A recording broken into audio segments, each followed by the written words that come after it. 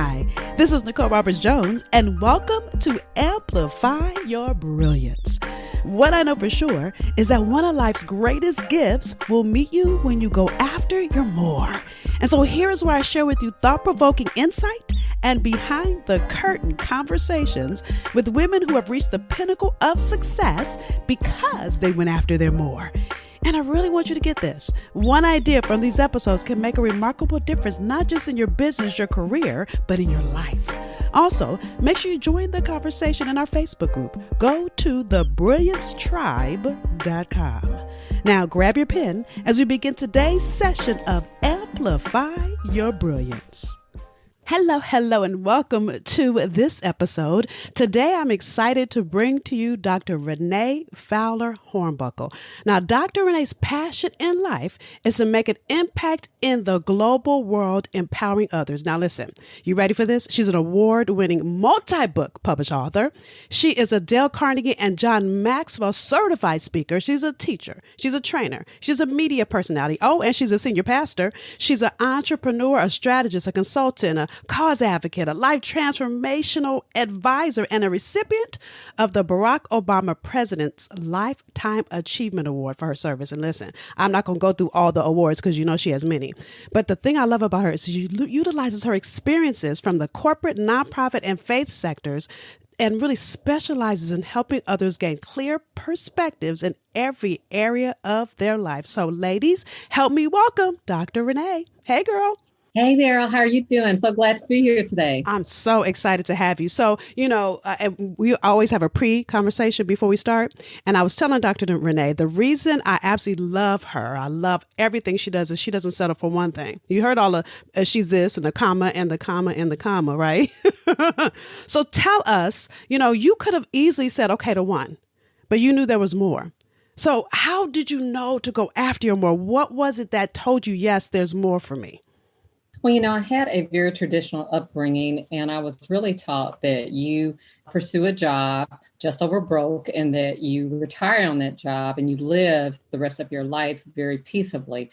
But I knew from a very early age that that was just not me. I was looking around the world and I saw all of these big things in my eyes that were going on.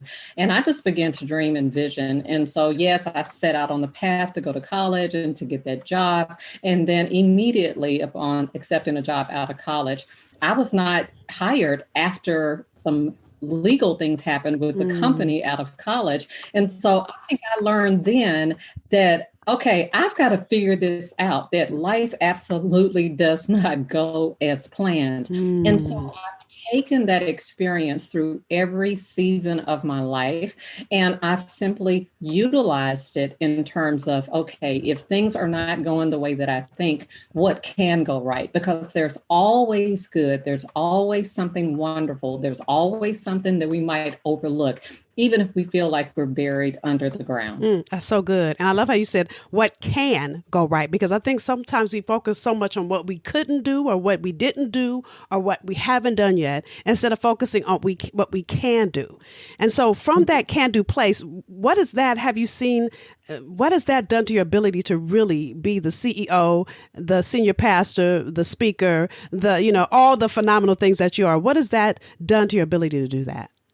Well, taking that can-do spirit and taking that determination, I started out in corporate and I thought the sky was the limit. My goal was to break through the glass ceiling and be a CEO, and life shifted. I got married. I started having kids. My ex-husband and I built a very successful mega ministry during the late 90s, early 2000s. I really thought I had it all together. And that card came crashing down. That glass house was shattered. I think the thing of it is that if you look back over your entire life and you really challenge yourself, my big focus when I'm coaching, advising, consulting with people is that you've got to be honest about what's going on. You've got to be able to confront your realities, and you have to recognize that as long as you still have breath in your body, there's still hope for the future. And so you may have to reframe it. You may have to I like to use the word recalibrate, but you are so much more resilient than what you realize. So I guess over the years, that can-do spirit and determination has given me the ability to make self over and over again with the help of God. And so that is where, I find, I guess, my strength, even when I'm dealing with my children. They come in and they give me these sad stories, and let me correct that, they're young adults now, but yet and still, the fact is, it's like, okay, I understand this happened, but what's the next step? I've always believed that life is just full of so many lessons, and even failures are stepping stones to success. So it begins with the transformation of the mind. Ooh, girl, you said so much. I can't even write fast enough. Failure. And listen, I'm taking notes, Joe. I need you to know I'm writing so sloppy because she's dropping so many nuggets. I hope y'all are taking notes too. Failure is the next step to success. That's one. Wait, hold on, because I know you're going to say something. Wait, but she said more than that. Then she talked about recalibration. And then she said, and I'm going backwards, you've got to be honest with yourself. Now, here's the thing I love about recalibration.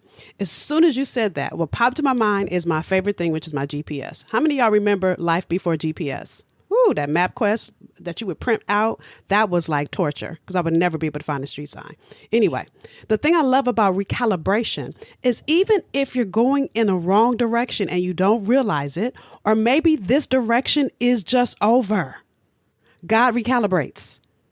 And so you've got to be willing to be fluid and flexible. What's that saying? Man makes plans and God laughs, right? And so tell us, again, failure is the next step to success. Between that and recalibration, let me ask it this way. What has standing in your truth done to your ability to really grow your own professional pursuits? I believe that it really is the key to being able to have greater success. If you are always in a state of denial, if you are not honest about where you are, what comes to mind to me when I say recalibration, I often think about, and we've all done it, how we drive our car and we know it needs to go in for service, but we just keep pushing it a little bit further, and then finally it stops, and then we're all upset about it, and we're mad because we have to get it towed and it cost us more money.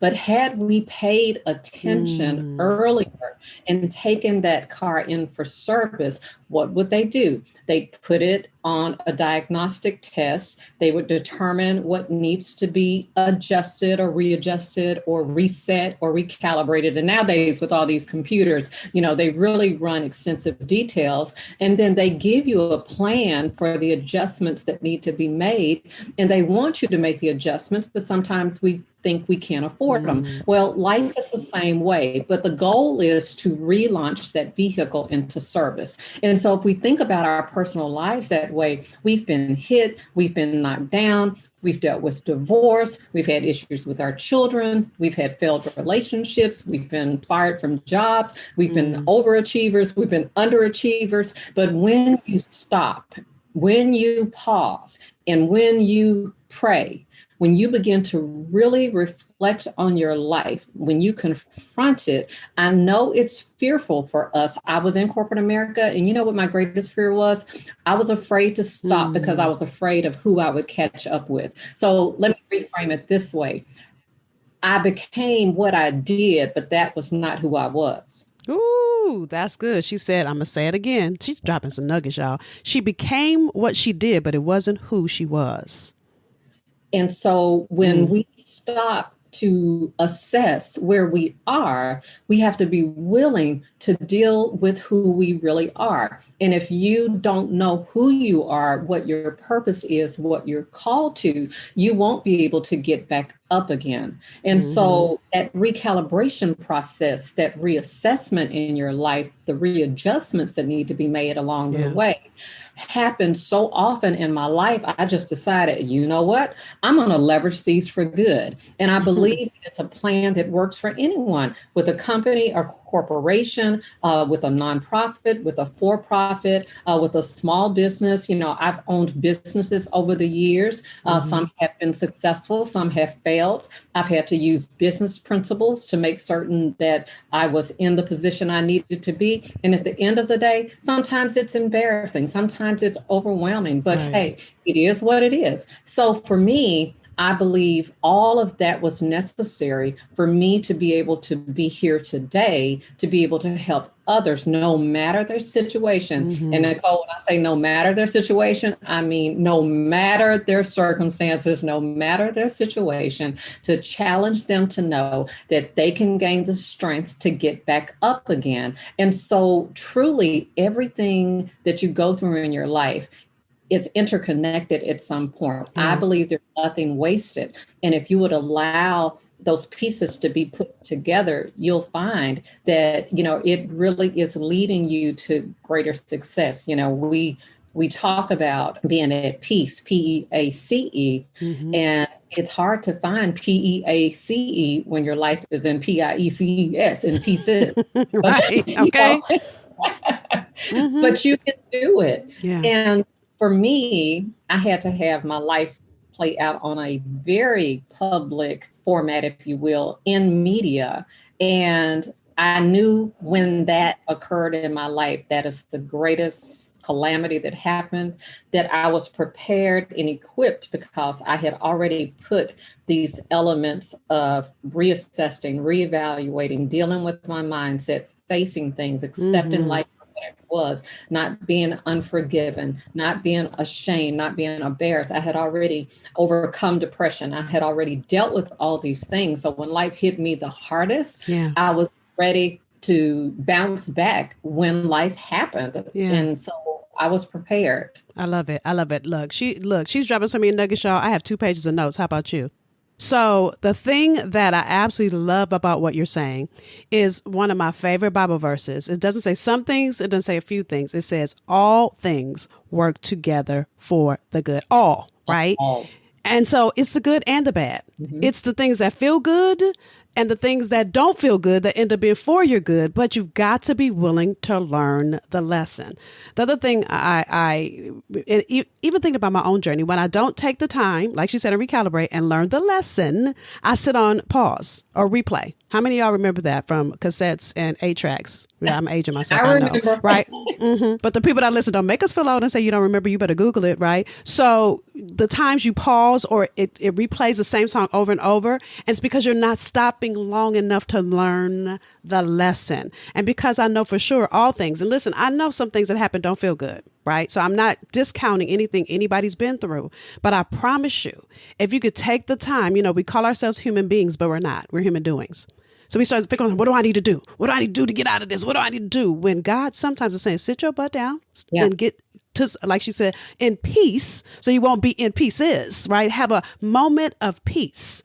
For me, that moment of peace is journaling. Because sometimes, and I heard John Legend say this years ago, and I was like, oh, that happens to me too. He said when he writes songs, there are things that were in him that he didn't even know were in him. But it's when he puts that pen to that paper and starts to write, and he probably looks at it and go, ooh, that's good, right? But he didn't realize it was there. And sometimes when I'm going through something so difficult and I need to process it, I've got to get it out of my head and really on paper so I can see it. And then when I'm writing, I promise you, God shows up and I do the same thing. Ooh, I never even would have thought of that. So that's so good. That's so good, Dr. Renee. And I love how you're being transparent. Because listen, we don't start in a relationship and think we're going to go through a divorce. We don't start in a corporate career and think you're going to leave it. You don't start a business and think it's going to fail, but it happens. That is my life. No. Me too. Except for the divorce part, although I had a public breakup too. I was dating a politician, very public. And girl, he was cheating on me. It's a whole conversation. And other people found out before I did. Yeah, it was a whole hot mess, right? Yeah. And so in that moment, even if since I'm talking about it, in that moment, I'm going to be honest, I rolled in the ground crying at first, right? And then I said to myself, hold on, wait a minute. God would not bless me with that. That's not God. Yeah. So let me thank God that I got off the Titanic before it sank.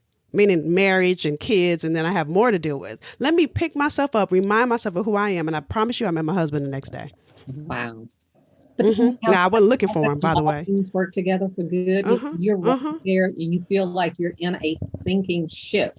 And then all of a sudden, God will send a sign, an indicator your way to remind you that, hey, girl, it ain't over yet. You still got more work to do. When I get at my lowest, when I feel like giving up, when I feel like quitting, God always sends a reminder through to let me know that, it's not over. And so I've adapted the philosophy that as long as I am awakened every day with breath in my body, I'm grateful, first of all, to be above ground. And then secondly, there's still a greater work to do. And so going through those experiences, we have to learn how to, I said the word adjust, adapt, and reframe oftentimes our life so that it can be used for the greater good that God has for us. Because again, there's nothing wasted. I love what you said a moment ago. When you take a hit, my boys taught me this. And I always talk about it. They were football players. And they're like, Mom, if something happens, don't embarrass us and run down on the field unless your trainer calls you. We're boys. We're tough. And I would sit there gritting my teeth praying like, okay, God, I hope I never get the call. They said, basically, Mom, what's happening is that they're giving everybody an opportunity to take a knee, kind of catch their breath. The coach is talking to us. Usually we just got the wind knocked out of it. But the key is that when we get back up again, you stand and you applaud. If you get the phone call, you run down to the trainer's, room. But most of the time, those boys got up again and we all stood up and we applauded. And so for those women that might not feel as though life can move forward, I want to encourage them to power through. That means that you can be determined in a way that you didn't think possible. Is it Whitney Houston that has a song about, I didn't know my own strength? You got strength. Sometimes when you get knocked down, go ahead and cry, scream, holler, get it out your system. But know that it doesn't end there, that you still have to get up and be about it. And that comes about from you knowing what you're called to do. And be focused and unapologetic. Yeah. And I'm going to tell you that moment when I was rolling on the floor, let me be clear, because I was rolling on the floor, right? Crying, like, I couldn't believe it. I was devastated, right? And it took me 10 minutes. And I'm not saying in a bragging kind of way, but even after that 10 minutes, when I said, wait a minute, stop, that's not God, right? And I started saying, thank you, Lord, that you got me out of that. But listen, didn't mean that I didn't go back to the moment where I wanted to cry again. I had to keep going back to the thank you, Lord, right? Thank you, Lord, right? Even after I started dating my husband, I still had to go back to the thank you, Lord, because I could have thought my husband, and I did, was going to do the same thing. Exactly. Oh, and that's a whole nother conversation because there are some good men out there. So don't take your pain and put that on someone God has sent your way, girl. But even look, that's a whole conversation by itself. But listen, that's the same thing that applies with the boss, because maybe your job didn't appreciate your greatness, or you could be in a career or a business, starting a business, and maybe the business didn't work out the first time. And so now you're restarting it because God keeps putting it on your spirit. And here you are bumping up against something that looks similar. So do you run, or do you take the lesson that you learned and apply it? We're going to stop here and take a quick commercial break, and we'll be back for more. Are you a highly skilled professional and you've been seeking a path to advance your purpose? Yes, you may already be successful in your current career, and yet you have this desire to build a business that allows you to serve all those that God put you on this earth to serve, so that you're making a difference and making money while you do it. And maybe you don't know where to start, or maybe you've started and you haven't yet made predictable revenue. And it seems as though it's way too hard for someone who's reached your level of success to figure this out. Well, you're the exact reason I created the free 5-day Bankroll Your Brilliance Challenge. Register and learn more by going to BankrollYourBrillianceChallenge.com. So in 5 days, I'm going to walk you through the 5 steps to live into the freedom, fulfillment, and meaning you greatly desire, all while creating multiple streams of income from what you already know. So you may have tried so many different systems, coaching groups, and programs, and yet your efforts have not given you the clarity you need to monetize your gift. And that's exactly why I'm going to walk you through how to create the strategy that clearly articulates what you do, so those that need you hear you as their answer. Oh, and they will pay you for it. Plus, I'm going to teach you my all-time favorite thing I coach my clients around, which is how to make money in your sleep.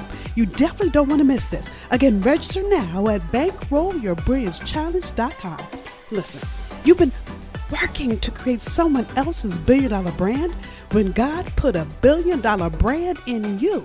And all you need is the tools and strategy to go after the abundance with your name on it. I can't wait to pour it all into you. You're giving us so much good stuff, Dr. Renee. So listen, for the women that are here that know, like they know, they're on the edge or they're more. They know there's a next step. They know there's a process through the pain they're in, right? What would you tell them if you had to tell them 3 things they've got to do right now? The first thing is be grateful and thankful that you are here. Some people did not make it.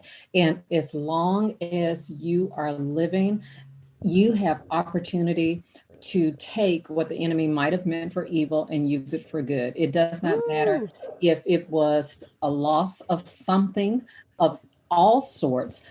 You have to know that God will give you the strength to get back up again. You know, we quote so many Bible scriptures that I believe we don't believe. You know, I can do all things through Christ who gives me strength. Let me tell you something. If you get up every single day and you use the word as your daily affirmation and remind yourself that even when you feel beaten down by the world, that you are so capable of far more than you think with God on your side, and you say, I can endure all these things through Christ because he's the one who gives me strength, your strength will always be magnified. So that's good. Look, and I want to add to that, because here's my favorite one in that moment, girl. We're sisters. We didn't even realize it. Listen, mine is no weapon formed against me shall prosper. Yes. That's my favorite one. I'm going through. No weapon. No weapon.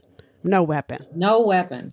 No weapon formed against us shall prosper, and you can endure all these things. Now that's important, because a lot of times we want it now, but the race is not given to the swift, but to those that endure. So you have to endure that boss. You may have to endure the difficulty with that child. You may have to endure the process that you have to go through for that business. You know, when I was going through my hardest time, I had to make a decision and ended up having to use business principles to be able to save my church, my nonprofits, and even my own personal home. And so it was public record, right? All public record. And so the thing of it is, I had to count it all joy. I said, God, there's got to be something great in this, but I've got to pass the test so that I have the testimony. And I'm proud to say today, I'm not where I'm going to be. I'm still yet on my way, but because I had the wisdom and the insight and trusted counselors around me, great mentors, great advice.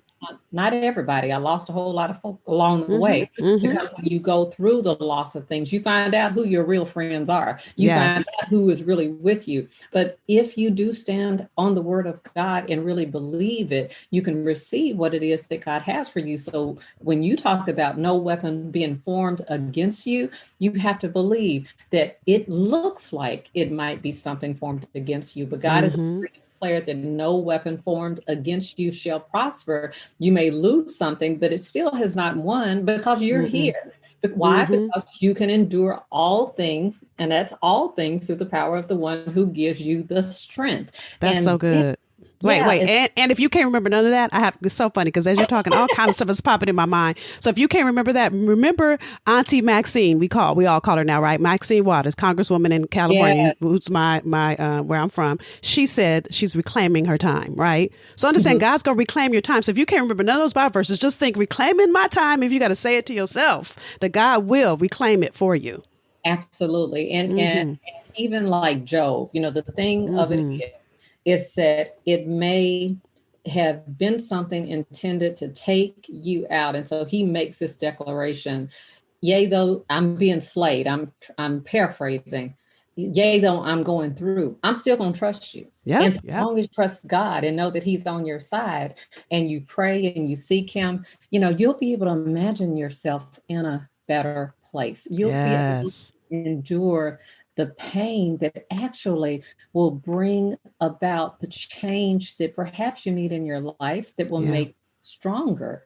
And if you commit to that, I'm not saying it's easy, and I know you aren't either, but at the end of the day, if we take what the enemy meant for evil and recognize that it can be used for good, and get to the greater hope that yet awaits us, the greater destiny, that awaits us. And then we can arise, better, wiser, stronger, more equipped, able to live this new life plan that God has given us, or perhaps he had it all the time. Maybe we were the ones that leaned against the wrong building, and it at some point realize, wait a minute, I'm climbing up the wrong ladder on the wrong building, and maybe God has something greater. And that's why even today, I'm very comfortable sitting in that space and being transparent and talking about how it is that God can restructure, reclaim, recalibrate,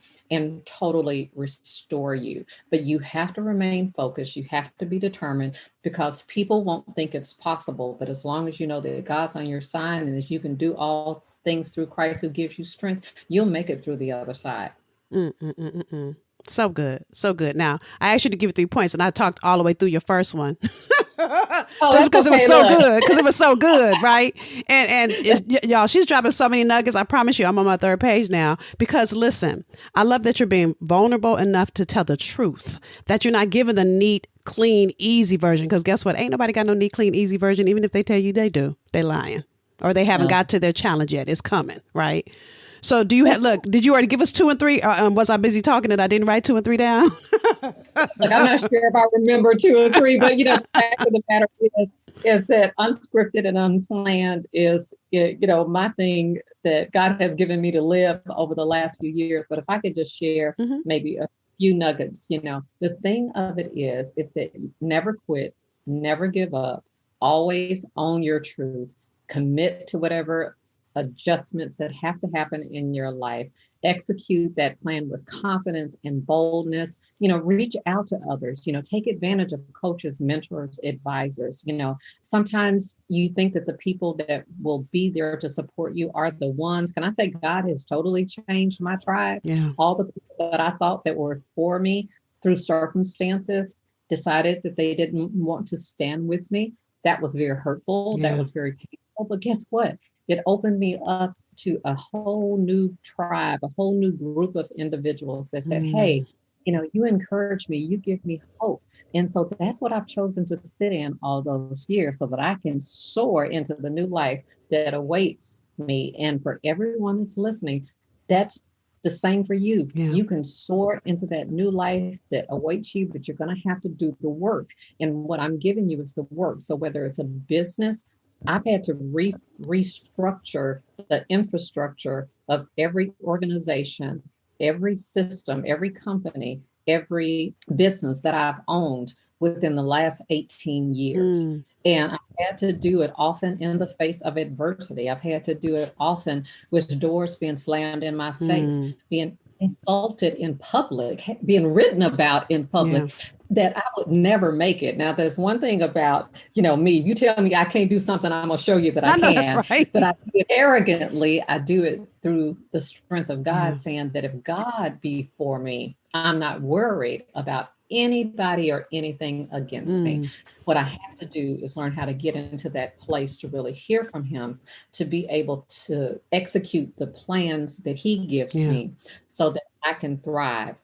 I love the story about Madam C.J. Walker. And, if you really, really study her life, she lived in a time where she was a woman, a Black woman, and she was faced with so very much. And her story is crazy, like crazy good, motivating. You got to really read it. She was married like at 14. She was a mother by 17, and she was a widow by the time she was 20. And can you imagine in those times going through all of that when it wasn't expected for women, especially Black women, to be able to step up and do anything? She had a lot to deal with. And so when I look into the glimpse of those whose shoulders that we stand upon, and I look at, my everyday life or your everyday life, and sometimes how we just fall down and don't get up, that's where you have to look at those that came before us. And you have to say, you know what, how did they do it? It didn't seem possible that they could get through that. But that woman went out there and grabbed the world by the horns, and she, bent it to her will. Yeah. And so she was truly a trailblazer. And there's so many like her that we can follow. But imagine the door slammed in her face.